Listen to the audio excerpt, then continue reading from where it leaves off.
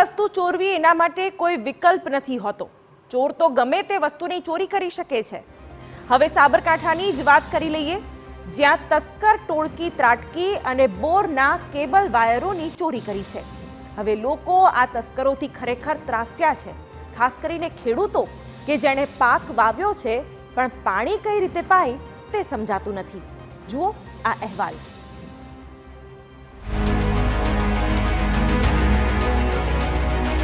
રવિ સિઝનને લઈને સ્થાનિક પ્રાંતિજ અને આસપાસના ખેડૂતો જે છે તે પોતાની મહેનત જે કરી રહ્યા છે, પરંતુ આ દરમિયાન તસ્કરો જે છે તે જાણે કે ખેડૂતો માટે મુશ્કેલીનું કારણ બન્યા છે। તસ્કરો આસપાસના ખેડૂતોમાં જે કેબલ હોય, મોટર હોય પાણીની, તે તમામની ચોરી કરી રહ્યા હોય ને તેના કારણે પરેશાની થઈ રહી છે। રાત્રિના સમયે ત્રાટકે તસ્કર ટોળકીનો આતંક, અંધારામાં જ ખેતરોમાં હાથ ફેરો।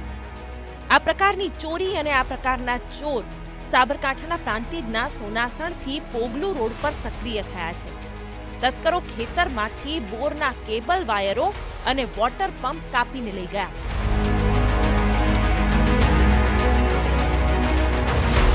રવિ સિઝનમાં બટાકાના વાવેતરમાં દિવસે લાઇટ હોવાને લઈને સવારે સિંચાઈ માટે ખેડૂતો ખેતરે પહોંચ્યા અને મોટર ચાલુ કરી તો ધ્રાસકો પડ્યો। ખેડૂતોએ જોયું તો મીટરથી બોર સુધીનો કેબલ કપાઈ ગયેલો હતો। આસપાસના 15 થી 20 ખેડૂતોના ખેતરોમાં આ જ સ્થિતિ હતી। સરા સાથે આવ્યા તો જોયું બોર ઉપર અમે પોતે તો કેબલની કપાઈ ગયેલો હતો। પછી કીધું અમે આજુબાજુ તપાસ કરી તો બીજા ખેડૂતો આવ્યા કે અમારો એ કપાઈ ગયો છે। તો એવા લગભગ અમારા જોડે 15 થી 20 ખેડૂતો આવ્યા કે બધાના કપાઈ ગયા। સોનાસણ વિસ્તારમાંથી 14 ખેડૂતોના, પોગલુના 6 ખેડૂતોના ખેતરના બોરકુવા પરથી કેબલની ચોરી થઈ છે। ત્યારે હાલ તો ખેડૂતો પોતાને થયેલા નુકસાનનો અફસોસ કરી રહ્યા છે અને જણાવી રહ્યા છે કે નુકસાન તો ઘણું આવે। રાતે લાઇટ આવતું હતું એટલે એકબીજા જાગતા હતા એટલે ચોરીનો બનાવ ઓછા બનતા હતા। હવે દિવસે લાઇટ થયું એટલે ખેડૂતોને તો એમ થયું કે દિવસે લાઇટ થયું એટલે શાંતિ વળી, પણ આ રાતે કોઈ હાજર ના હોય, પોતાના ખેડૂ હોય પણ ખેડૂએ બીકના માર્યા સૂઈ જાય કે અંદર કે કંઈ ફોને ના કરી શકે ઓડીમાંથી, કારણ કે ગેંગ વધારે આવતી હોય, હથિયાર હોય, બધું લઈને આવતા હોય એટલે એકલો માણસ કંઈક કામ કરી શકે નહીં, એટલે બોલી શકે નહીં।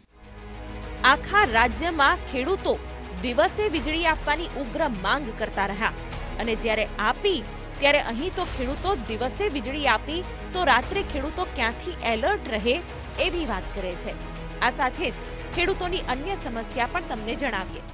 એ દિવસ માટે તો એક તો પહેલાં પાણીની સમસ્યા થઈ ઊભી અને જે શિડ્યુલ હતો એ બટાકાનો શિડ્યુલ તૂટી ગયો એટલે એમાં એક દિવસ લેટ થવાનું થયું અને આર્થિક રીતે અને નુકસાન થયું।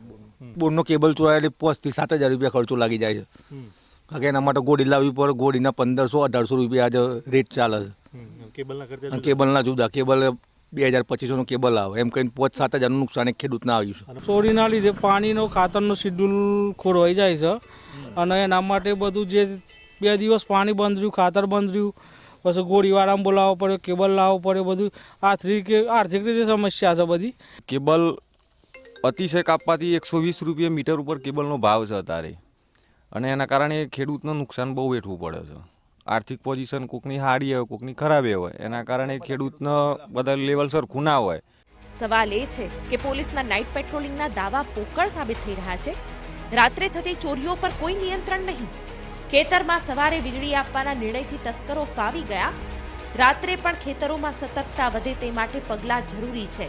બટાકા પકવતા ખેડૂતોની કોઈ કરશે ફિકર?